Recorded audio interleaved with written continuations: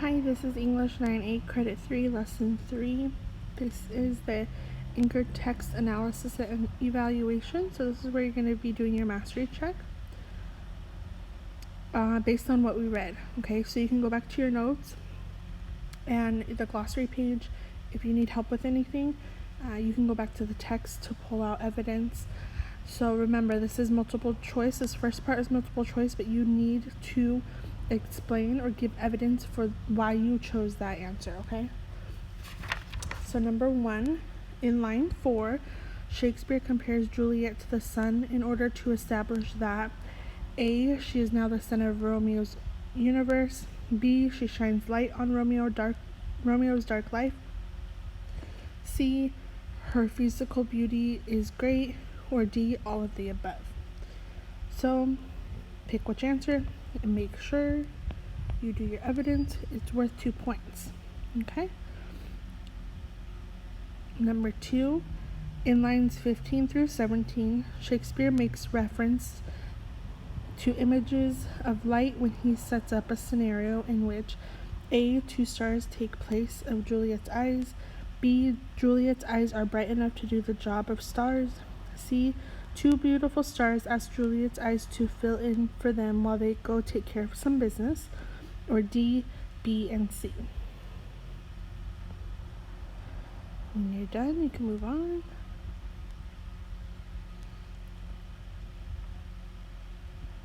Number 3, in lines 18 through 22, Shakespeare continues making references to images of light when he suggests A, the light in Juliet's head would light up her cheek.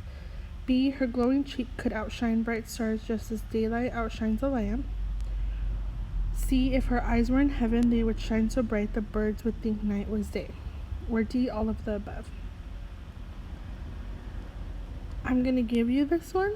This one is D, all of the above. And your explanation is going to be all three of these examples right here were shown in the text, okay? So you can put all 3 are shown in the text. Okay, that's your little freebie for this packet. Number 4, which statement is not true of the first 32 lines of the scene? A, Romeo compares Rosaline to the moon because she is so envious of fair Juliet. B, references to the sun, moon, and stars and heaven suggest Romeo's love is great. C, the use of metaphors in the scene contribute to the idea that Juliet is beautiful. D, Shakespeare uses light imagery throughout the scene to emphasize Juliet's beauty. Which one is not true of the first 32 lines? And then give your explanation. Number 5, why doesn't Juliet want Romeo to swear his love to her? A, the prince declared death to any who swore an oath of love to Juliet. B, it's too soon and too crazy an idea. C, Juliet has been promised to another in marriage. D, Romeo is still in love with Rosaline. So why doesn't Juliet want Romeo to swear his love to her? When you're done with that, this section is worth 20 points. We're going to move on to the textual evidence section. So go back through Romeo and Juliet and fill out the chart below with examples from the text which describe love and passion. Remember, you can use the definitions and information you recorded in your annotations to help you with this. So the central idea is, are Romeo and Juliet really in love, or is it just infatuation, which is an intense, short-lived passion that may not last? Okay? So they give you your first key point. Romeo, my name, dear saint, is hateful to myself because of an enemy to thee. So the detail is Romeo tells Juliet that he hates his name because his family is an enemy to hers. He would give up his identity to be with Juliet.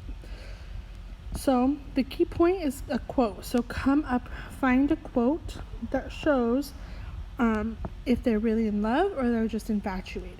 Okay, so quote, and then your reasoning would be the detail. Okay, in the box on the blank box on the bottom, in this list specific words or phrases that Shakespeare uses to describe love.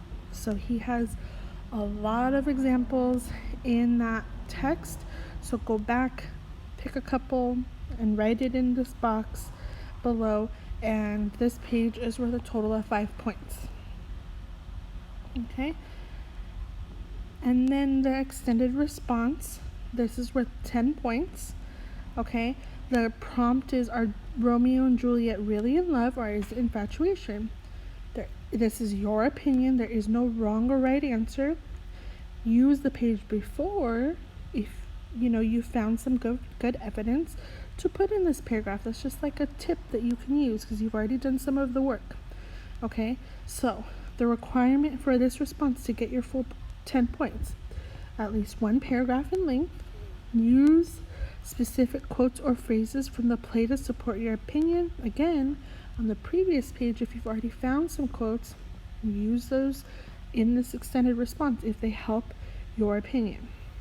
And then make sure you're using proper punctuation, capitalization, and check for commonly misspelled words. Okay, this is worth 10 points of your packet, so make sure you take your time on it, and when you are done with that, you can move on to the vocabulary.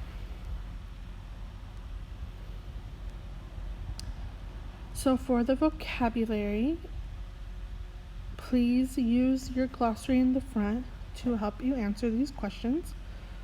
It's a resource there for you to use, so use it, please. Okay, choose which of these 2 sentences best fits the meaning of each vocabulary word. Then write a sentence to explain your choice. So the first word is peril. So does it fit best with 1, a girl disobeys her parents and stays out all night? 2, a girl stays home at night because she is grounded for staying out the previous night? And then explain your choice. Okay, the next one is comparison. 1, a man who buys the first car he test drives, or 2, a man that drives 3 different cars and then purchases the car he likes most. Feud. Is it 1, 2 students compete for class president, or 2 students argue and their friends are forced to choose sides? Next word is tragic. A girl cries over the ending of a sad movie, or 2, a girl cries over the loss of her beloved pet. Then the last word is analogy. My crazy life is like a roller coaster ride, or 2, I say my life is crazy, but sometimes it's very mellow. Okay, so you're picking which one fits best and giving your explanation. This is worth 5 points.